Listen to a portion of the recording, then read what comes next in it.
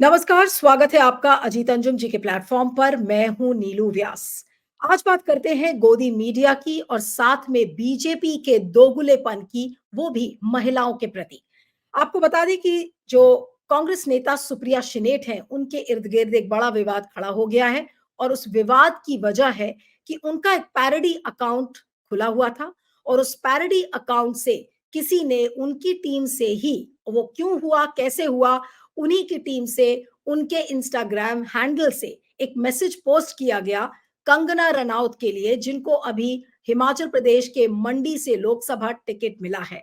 और उस Instagram account से ये लिखा गया था कि व्हाट्स द रेट इन मंडी, यानी कि मंडी का रेट क्या है।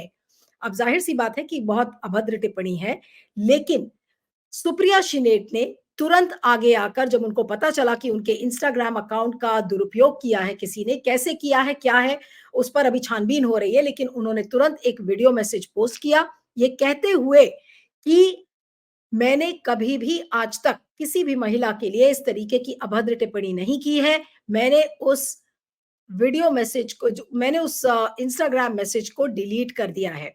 लेकिन डिलीट करने के बावजूद गोदी मीडिया और तमाम बीजेपी के नेता इस चीज को इस तरह से आगे बढ़ा रहे हैं जैसे कि सुप्रिया शिनेट ने बहुत बड़ा पाप कर दिया है। अब जाहिर सी बात है कि गोदी मीडिया को और बीजेपी के लोगों को ये मौका मिल गया है ये कहने का कि देखिए, सुप्रिया शिनेट जैसी नेता महिलाओं के लिए इस तरीके से अभद्र टिप्पणी करती हैं। कंगना रनौत ने भी उनको तुरंत एक अच्छा खासा लेक्चर दे दिया, ये कहते हुए कि देखिए, मैंने बहुत सारे रोल प्ले किए हैं, चाहे वो और तमाम रोल्स उन्होंने गिनवा डाले कि महिलाओं के रूप में उन्होंने किस-किस तरीके के रोल्स किए हैं और उन्होंने कहा है कि मंडी को एक एक तरीके से पूरा एक सेक्सुअल कलर देने की कोशिश की, तमाम चीज़ें उन्होंने कही थी। लेकिन सवाल इस बात का नहीं है कि कंगना रनौत क्या कह रही हैं, सवाल आज गोदी मीडिया और बीजेपी के दोगुलेपन का है। आप ये देखिए, स्मृति ईरानी जो कि महिला पहलवानों के मामले में, जो कि मणिपुर की महिलाओं के मामले में बिल्कुल चुप बैठी हैं, उनका तुरंत एक ट्वीट आ जाता है और वो ये लिखती हैं कि देखिए, जो वुमेन ऑफ स्टील होती हैं, उनके बारे में लोग समझ नहीं सकते हैं। तो एक इस तरीके का और यशस्वी भव करके उन्होंने एक ट्वीट लिखा है, स्मृति ईरानी का वो ट्वीट आता है। नेशनल कमीशन फॉर वुमेन जो कि जल्दी बोलता नहीं है, जब महिलाओं पर अत्याचार होता है, चाहे वो हाथरस का मामला हो, चाहे मणिपुर के महिलाओं का मामला हो या फिर महिला पहलवानों का मामला हो, ये एनसीडब्ल्यू बिल्कुल चुप रहता है और इस एनसीडब्ल्यू के मुंह में दही जम जाती है। लेकिन आज वही एनसीडब्ल्यू ने क्या किया, उन्होंने इलेक्शन कमीशन को चिट्ठी लिख के कहा कि इस नेता के खिलाफ एक्शन लो। और ये तब, जबकि वो नेता यानी कि सुप्रिया शिनेट ने ऑलरेडी माफी मांग ली है। ये सारी चीजें अब बीजेपी इस पर राजनीतिकरण कर रही है और इसको आगे बढ़ाने की कोशिश कर रही है। एनसीडब्ल्यू जो नेशनल कमीशन ऑफ वुमेन है, उसने ये तक इलेक्शन कमीशन ऑफ इंडिया को लिख दिया है कि देखिए, इनके खिलाफ सख्त से सख्त कार्रवाई होनी चाहिए। तो जाहिर सी बात है कि चुनाव का समय है और इस राजनीति के चलते बीजेपी इसको भुनाने की कोशिश कर रही है, बावजूद इसके कि सुप्रिया शिनेट माफी मांग चुकी हैं, अपना वीडियो डिलीट कर चुकी हैं। मेरे फेसबुक और इंस्टाग्राम अकाउंट का एक्सेस कई लोगों के पास है। उसमें से किसी एक व्यक्ति ने आज एक बेहद घृणित और आपत्तिजनक पोस्ट की। मुझे जैसे ही पता चला, मैंने सर्वप्रथम उस पोस्ट को डिलीट किया, क्योंकि जो कोई भी मुझे जानता है वो अच्छी तरह से जानता है कि मैं कभी भी किसी भी महिला के खिलाफ व्यक्तिगत भद्दी और भोंदी टिप्पणी कर ही नहीं सकती हूं। मैं इसकी घोर विरोधी हूं। फिर मैंने जानना चाहा कि आखिर यह कैसे हुआ। तब पता चला कि ट्विटर पर मेरा नाम का दुरुपयोग करके एक पैरोडी अकाउंट चलाया जा रहा है, सुप्रिया पैरोडी के नाम से। वहीं पर यह ऑब्जेक्शनेबल पोस्ट हुआ और वहीं से किसी ने कॉपी पेस्ट करके मेरे फेसबुक और इंस्टा पे डाला। मैं ये पूरी तरह से जानने में जुटी हूं कि जिन लोगों के पास एक्सेस था उनमें से किसने ये घृणित काम किया। साथ ही मैंने इस पैरोडी अकाउंट को भी ट्विटर को रिपोर्ट किया, क्योंकि ये पहली बार नहीं हुआ है। पहले भी मेरे नाम का दुरुपयोग करके जो हूबहू सुप्रिया शिनेट का अकाउंट लगता है, वहां से अनर्गल टिप्पणियां, भ्रमित बातें कही जाती हैं। मैंने सर्वप्रथम इसको ट्विटर को रिपोर्ट किया और इस अकाउंट को भी मैं बंद कराऊंगी, जैसे मैंने बाकियों को बंद कराया है। लेकिन मैं यहां पे बिल्कुल बोलना चाहती हूं कि मैं किसी भी सूरत में सार्वजनिक जीवन में भद्दी भोंडी व्यक्तिगत टिप्पणियों के खिलाफ हूं। न मैंने ऐसा कभी किया है और न मैं कर सकती हूं। विचारधारा की लड़ाई पुरजोर तरीके से, पूरी ईमानदारी से और पूरी मजबूती से लड़ने में मेरा यकीन है महिलाओं के खिलाफ मैं आपत्तिजनक शब्दों का प्रयोग ही नहीं कर सकती हूं। तो आज उसी गोदी मीडिया को, आज उन्हीं बीजेपी के नेताओं को आज आईना दिखाने की जरूरत है। मैं बिल्कुल भी जस्टिफाई नहीं कर रही हूं कि इंस्टाग्राम मैसेज जो लिखा गया सुप्रिया शिनेट के हैंडल से, उसको किसी भी तरीके से हम जस्टिफाई करने की कोशिश नहीं कर रहे हैं। वो गलत था, उसको नहीं लिखा जाना चाहिए था, और जिसकी छानबीन ऑलरेडी सुप्रिया शिनेट कर रही हैं। अब जो लोग इस प्रोग्राम को देख रहे होंगे, तुरंत ट्रोलर्स ये लिखने लगेंगे कि देखिए आ गई बीजेपी, सुप्रिया शिनेट की समर्थक, आ गई कांग्रेस की समर्थक। मैं उन लोगों को ये बताना चाह रही हूं कि उस मैसेज का मैं समर्थन नहीं कर रही हूं, लेकिन मैं केवल और केवल इस बात का यहां पर आपको याद दिलाना चाह रही हूं कि ये गोदी मीडिया, ये बीजेपी के नेता सोते रहते हैं जब मणिपुर की महिलाओं के बारे में बातचीत की जाती है, जब हाथरस की बेटी के लिए इस तरीके की बातचीत की जाती है, जब इस तरीके की बातें तमाम लोग जब करते हैं, तो बीजेपी के नेता चुप रहते हैं, एनसीडब्ल्यू भी चुप रहता है। आज मैं उस गोदी मीडिया को याद दिलाना चाह रही हूँ कि आज आप ये सोचो कि प्रधानमंत्री नरेंद्र मोदी ने किस-किस तरीके की टिप्पणी की थी, और अगर मैं उसको याद दिलाऊँ आपको, तो क्या-क्या उन्होंने कहा था। आज उनकी टिप्पणी पर भी हमें याद कर लेना चाहिए।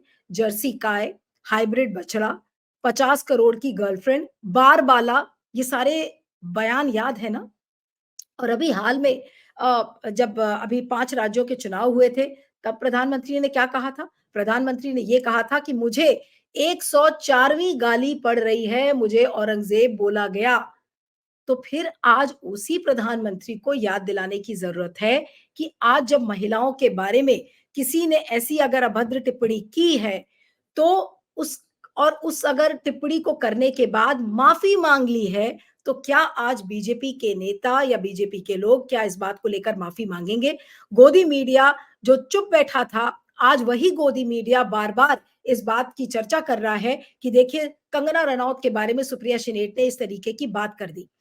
आज यही कंगना रनौत को भी बताने की ज़रूरत है कि जब उन्होंने नविका कुमार को फ्रैंकली स्पीकिंग इंटरव्यू में जब ये कहा था कि उर्मिला मातोंडकर को टिकट इसलिए मिला क्योंकि वो एक पॉर्न स्टार हैं, तो आज उन्हीं कंगना रनौत से क्या पूछने की ज़रूरत नहीं है कि इस तरीके का दोगलापन आप क्यों कर रही हैं?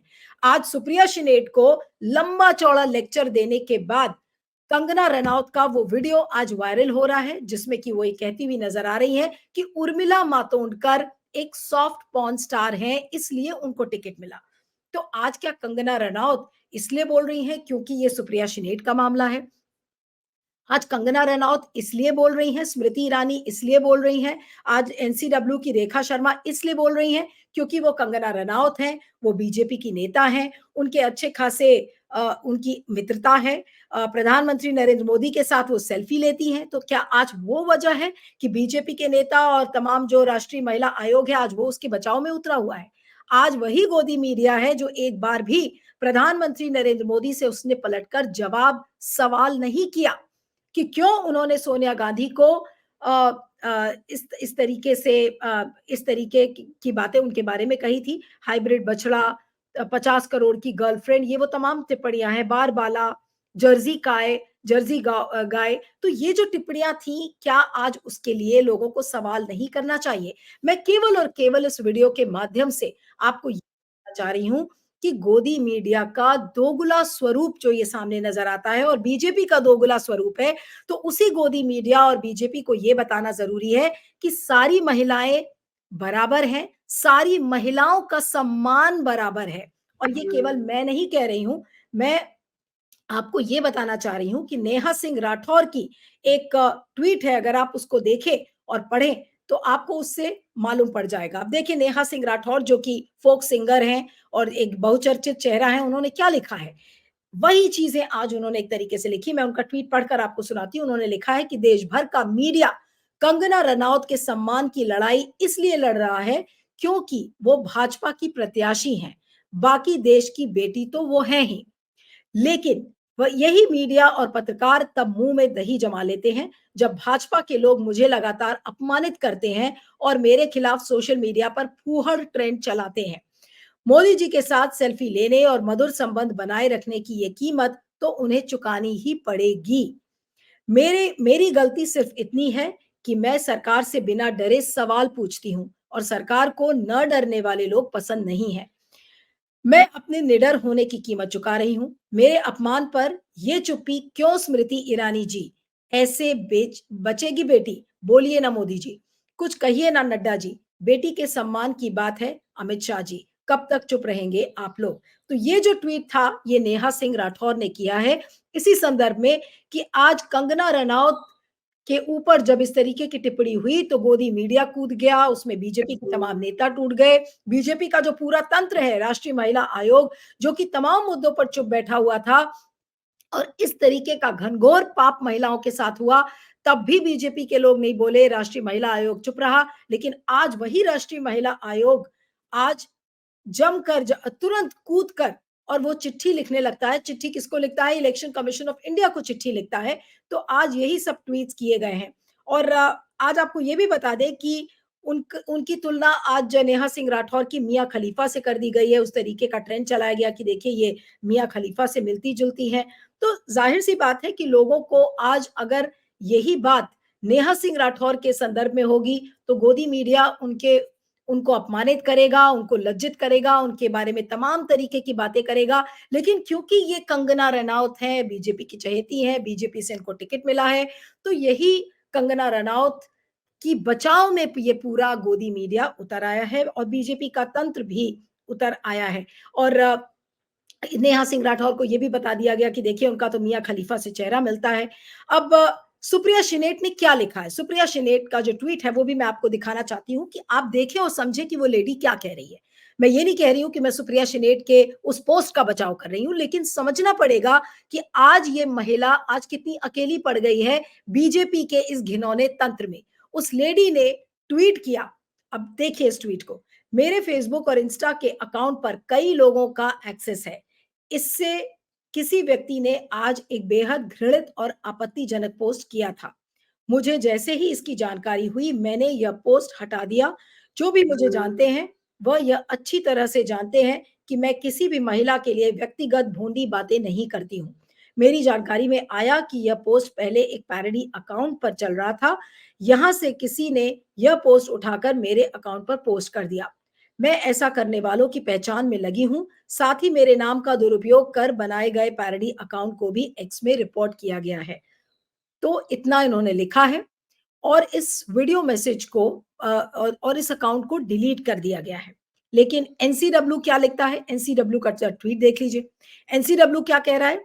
National commission for women is appalled by the disgraceful conduct of Ms. Supriya Shinate and Mr. H.S. Ahir, who made lewd and derogatory remarks about Kangana Ranaut. Such behavior is intolerable and goes against the dignity of women. Rekha Sharma has sent a letter to the Election Commissioner of India demanding an immediate and strict action against them. Let's uphold and respect the dignity of all women. तो सब महिला समान हैं, सब महिलाओं का सम्मान एक समान है। यही आज बताने की जरूरत है गोदी मीडिया को और बीजेपी के नेताओं को और राष्ट्रीय महिला आयोग की जो चेयरपर्सन है रेखा शर्मा को, कि सभी महिलाओं का सम्मान अगर एक ही तराजू में तौला जाएगा तो ज्यादा अच्छा होगा। ये नहीं कि नेहा सिंह राठौर को अपमानित किया जाए या नीलू व्यास को अपमानित किया जाए और ये कहा जाए कि देखिए वो तो सुप्रिया शिनेट की समर्थक है या कांग्रेस की समर्थक है। मैं किसी की भी समर्थक नहीं हूं। मैं इस वीडियो के जरिए केवल और केवल गोदी मीडिया का वो दोगुला चेहरा आपके समक्ष रखना चाह रही हूं। बीजेपी के नेताओं का वो दोगुला चेहरा आपके समक्ष रखना चाह रही हूं ताकि आपको आइडिया लगे कि अगर कोई कांग्रेसी महिला या फिर जो ऐसा व्यक्ति जो बीजेपी पर सवाल खड़े करता है, अगर वो एक ऐसी गलती कर बैठता है तो उसकी गलती गलती नहीं मानी जाती, उसको पाप माना जाता है। और जरूरत पड़ने पर बीजेपी के लोग ऐसे लोगों को फांसी पर भी चढ़ा देंगे, सूली पर टांग देंगे। लेकिन ये गलती अगर आज कंगना रनौत का उस वीडियो को ये दिखाकर बताया जा रहा है कि नविका कुमार के इस इंटरव्यू में उन्होंने उर्मिला मातोंडकर को एक सॉफ्ट पॉर्न स्टार कहा था और कहा था कि देखिए उनको इसलिए टिकट मिला क्योंकि वो एक सॉफ्ट पॉर्न स्टार थी। तो क्या आज ये गलती नहीं है कंगना रनौत की? उस गलती को क्या गलती नहीं माना जाएगा? क्यों? क्योंकि भई वो तो अब स्टार हैं, उनको बीजेपी की हाल में टिकट मिली हुई है, गोदी मीडिया उसको हर तरीके से जस्टिफाई करने की कोशिश करेगा। तो आप ये देख लीजिए कि किस तरीके का दोगलापन सामने नज़र आता है। कुछ और भी ट्वीट्स आए हैं, उसको भी मैं आपको यहाँ पर पढ़ना चाहूँगी और देखिए लगातार लोग इस चीज़ को लिख रहे हैं, जो बातें मैं वीडियो में कह रही हूँ।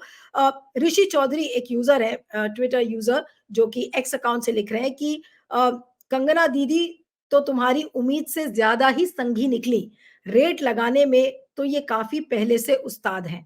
तो मैं यहाँ पर रेट की बात नहीं करना चाह रही हूँ, क्योंकि ये जो रेट की बात कही गई है, ये एक बूढ़ी महिला के संदर्भ में कंगना रनौत ने ही कही थी। और कंगना रनौत का ये ट्वीट है, जो कि इस समय काफ़ी वायरल हो रहा है, और उन्होंने क्या कहा था?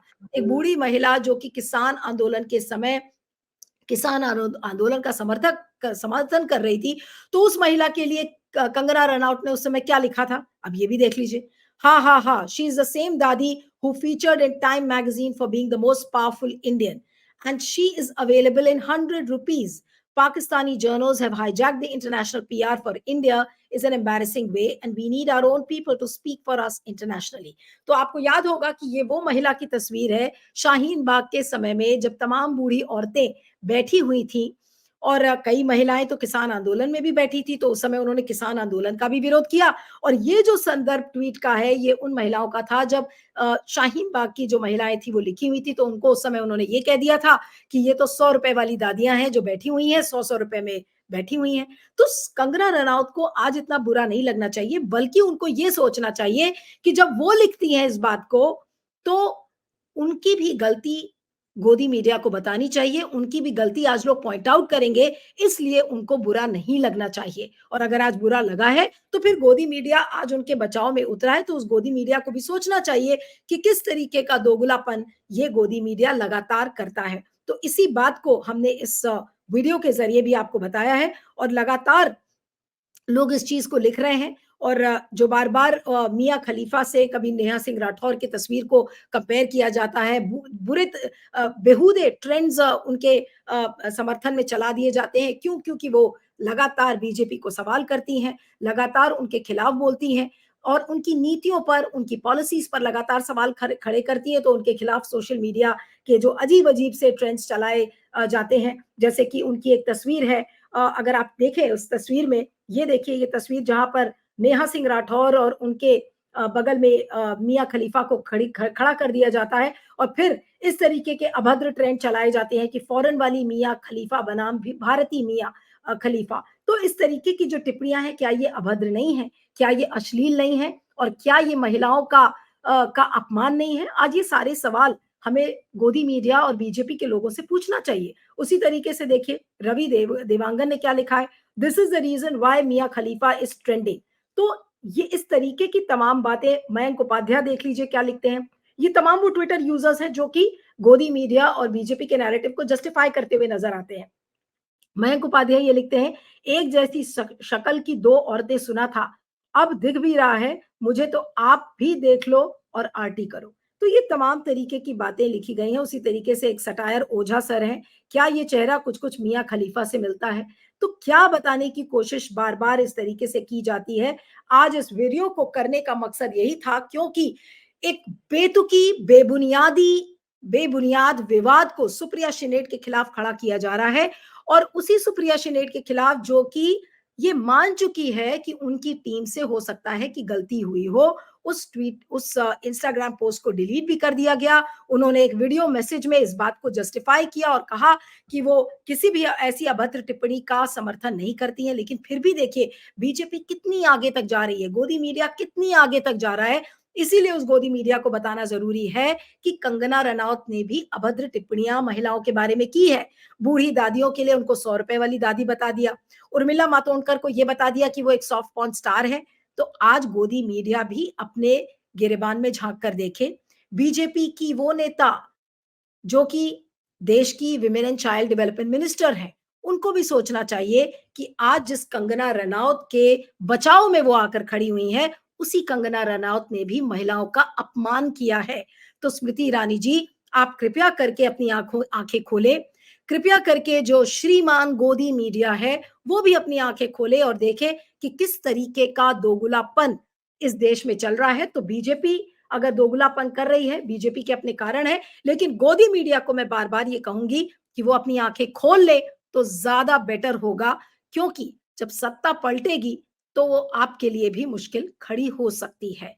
लेकिन मैं ये मानती हूँ, एक रिस्पॉन्सिबल पत्रकार होने के नाते मैं मानती हूँ कि साइड्स अगर ना लें तो ज़्यादा अच्छा होगा।